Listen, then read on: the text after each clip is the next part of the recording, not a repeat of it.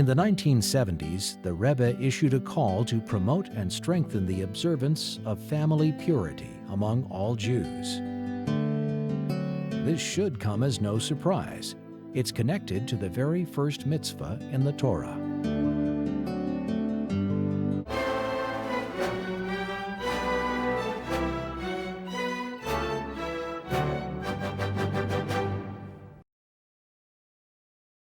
Der Inyan, der sagt im Posek, das, was Jase wische, so wie Vesime, wie Dovek beischte, ist das zu der Liebe Tachlis, dieser sein, wo heule Bosse rechen.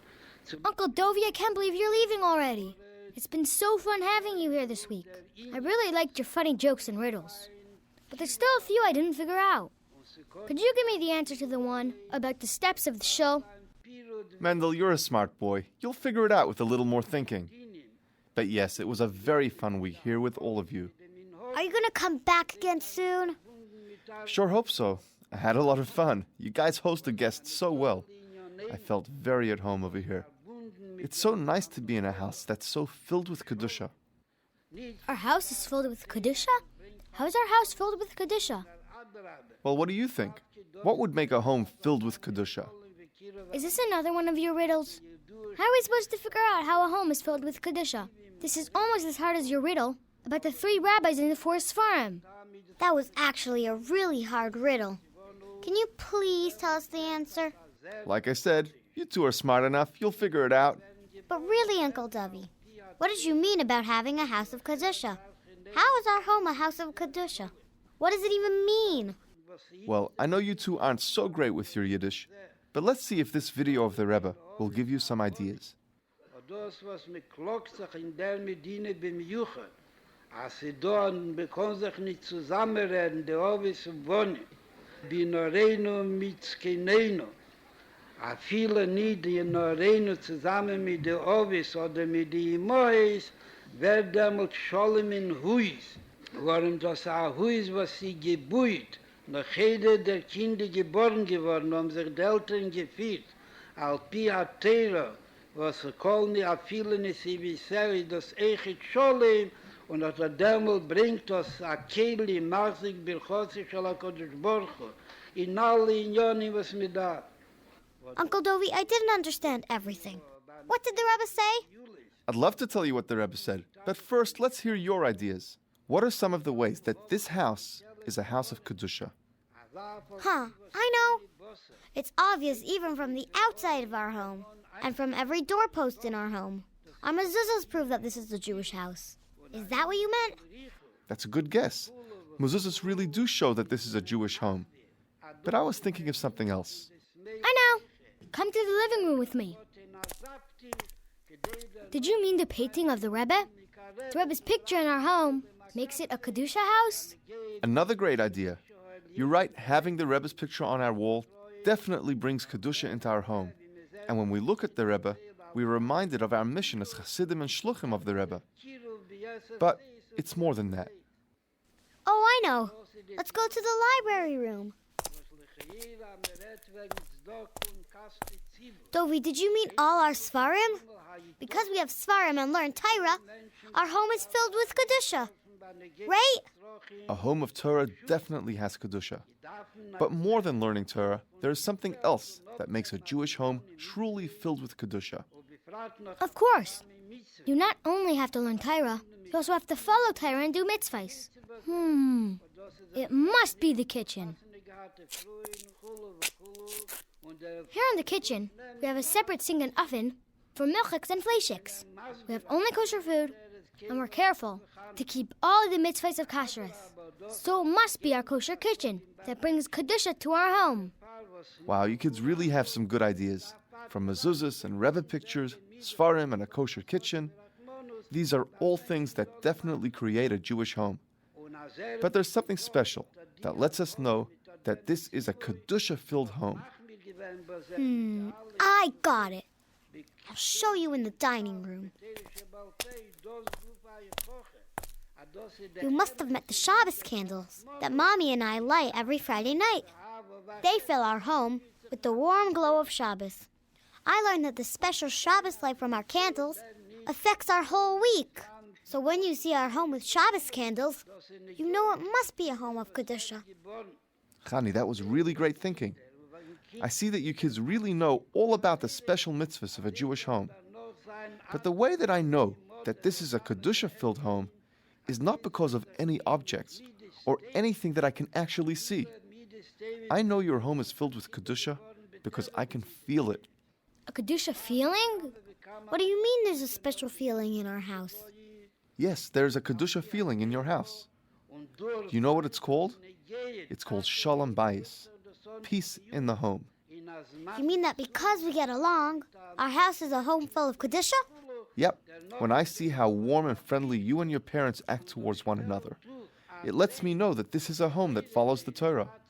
This is a home of Shalom Bayis. This is truly a home of Kedusha. When I showed you the video of the Rebbe explained that when parents act according to the Torah, when they make sure to create a home with Kedusha, then there is true harmony and Shalom Bayis in the house. So because you saw that we have Shalom Bayis, that let you know that this is a home of Kedusha? Or in other words, because our parents made sure to create this home with Kedusha, we have Shalom Bayis? Exactly. The Shalom Bayis is the biggest indicator of this house being a house of Kedusha. It's actually a really good feeling to know we live in a home of Kedusha. Yeah. It makes me proud to know that a guest can really feel at home in our house, because you feel the Shalom Bayis and Kedusha here. I guess we're really lucky. Baruch Hashem, you really are. Your parents should be proud to have created such a home with their wonderful Maisim Tovim. Well, Dovi, now that you let us know the answer to that riddle, maybe you could tell me the answer to the riddle about the 3 rabbis, and maybe about the shul steers? Oh, Mendel, we'll figure it out. Okay, bye, Uncle Dovi. Yep. Bye-bye, kids. And don't worry, we'll keep this home nice and warm and full of Kedusha. Eltern soll haben Chaye Sholem wie Kilo. Und so Chayim am Yesodim al Pi HaTeire v'Hamitzvah und das ist der Achlote Bedova. Das ist Shem Achshovo Teva. HaKadosh Baruch Hu mitzarfo lemaise.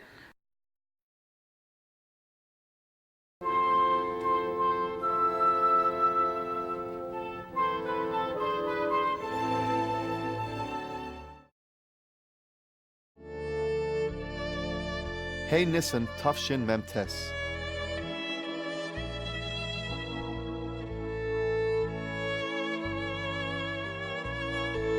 The night before baking matzahs, the minhag is to draw the water for the dough at sunset, so the water won't be too hot or too cold when used for the matzah. This is the part of the matzah baking the Rebbe would take part in.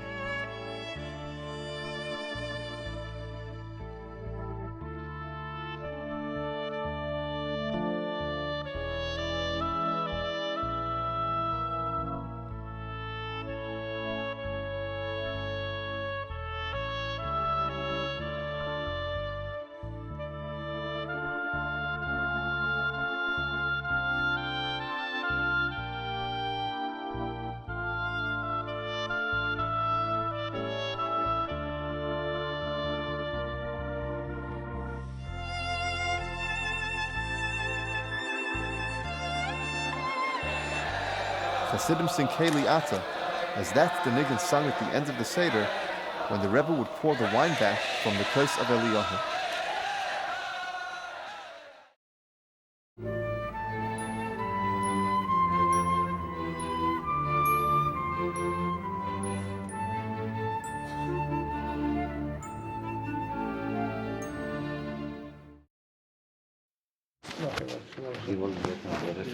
Mr. Shmueli is the owner of the newspaper Yisrael Shalanu. The Rebbe says, when you write Shalanu, which means ours, you should mean that Eretz Yisrael belongs to us. Not just your newspaper, but the land belongs to us.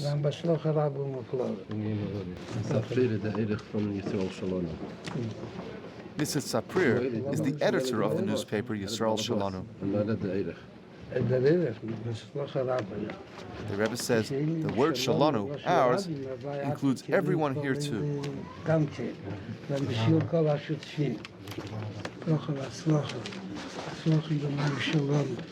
This is for your Mayim Shalanu.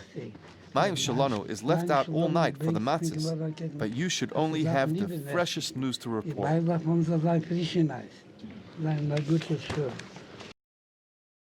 I went again. Well, he said spiritual dimension. How precious and how important the world was. He had a family. Everyone else was astonished.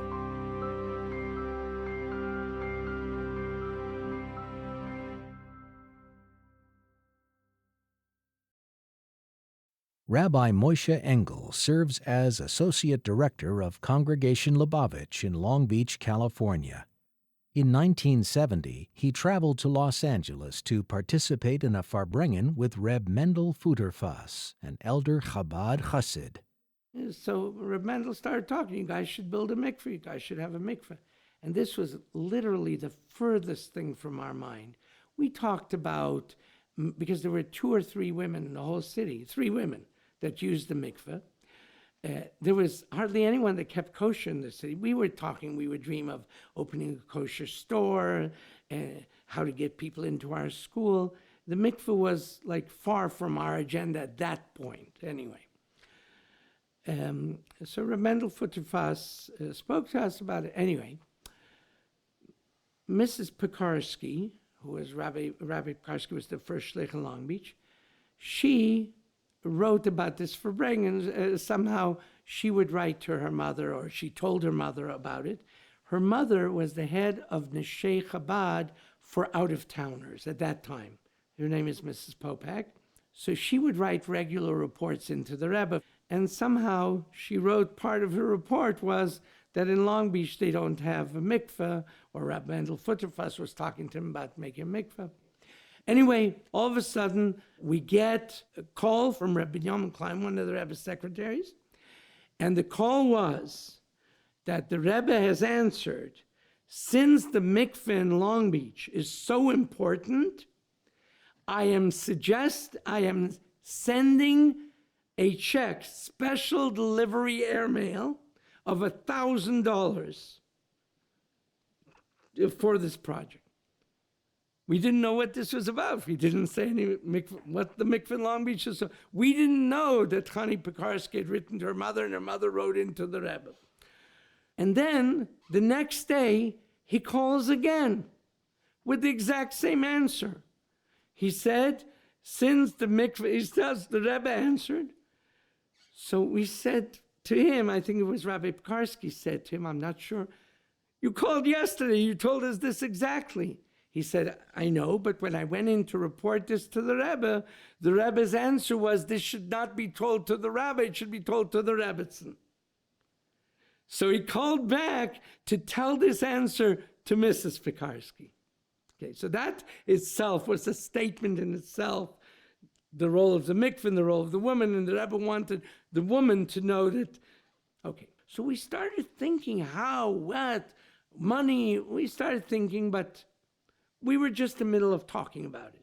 And then came Yud Aleph Nissen. So on Yud Aleph Nissen, the Rebbe spoke about building new institutions. We're talking about a mikveh. So we asked ourselves, maybe that should be our new institution. The Rebbe is demanding 71 new institutions. But we have no one to go to for money. Okay, the Rebbe is going to give 10%, but there's no one Orthodox, no one that appreciates mikveh in the whole city. Where do we go? So we decided we're going to Rebbe Weiss. And his answer to us was that if the Rebbe accepts this as one of the 71 institutions, I will pay the mortgage on the building that you buy. We built a mikveh, not knowing why and for who. But one thing we set ourselves to do. If we're going to build a mikveh and we're going to attract women from the Long Beach area and surrounding area, the mikveh has to be beautiful. So and this was in an era where mikvehs were not beautiful. We brought in consultants and we built up a beautiful mikveh. So much so, just to give you an idea, that we had an open house after the mikveh opened. And at the open house, a lady who is now a frum lady, her husband sits and learns Torah all day in Israel, but at that time they were not frum at all. They were not observant at all. And she decided to come to the open house. And she wrote a letter to the Jewish newspaper. I walked into this open house, the mikveh. There were 140 people. I couldn't believe it. Nobody's interested in it. 140 people. It looked like a spa. They explained what mikveh was all about. It's such a beautiful idea. And she challenged the Jewish community to go and see the mikveh. That's the impression I had. Okay. When we heard that and we saw what it caused in the community, we decided we have to start with lecture series on mikveh. And we started with lectures on the mikveh. That was number one. Then we decided we have to go, and the Rebbe said the mikveh in Long Beach is so important. We have to go on a campaign that every mikveh committee in America has to beautify their mikvehs. We send out a package to all over America, probably to 300 mikvehs. And it said how to do it, how we did it, how we're going around publicizing it. We started getting calls and letters from everywhere you can dream of, from Satmar and Williamsburg to a little hick town in Ohio. We got letters. How do you do it? How do you go about it? And we responded to every letter by a phone call, and we started building up the concept. We've got to build beautiful mikvahs. Then we realized why the Rebbe saw that the mikveh in Long Beach was so important. It literally created a revival of mikvahs throughout America.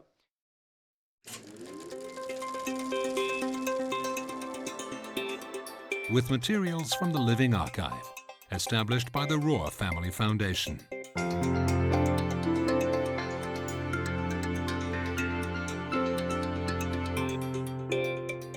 Video collection preserved by Benjamin Federman in tribute to his parents.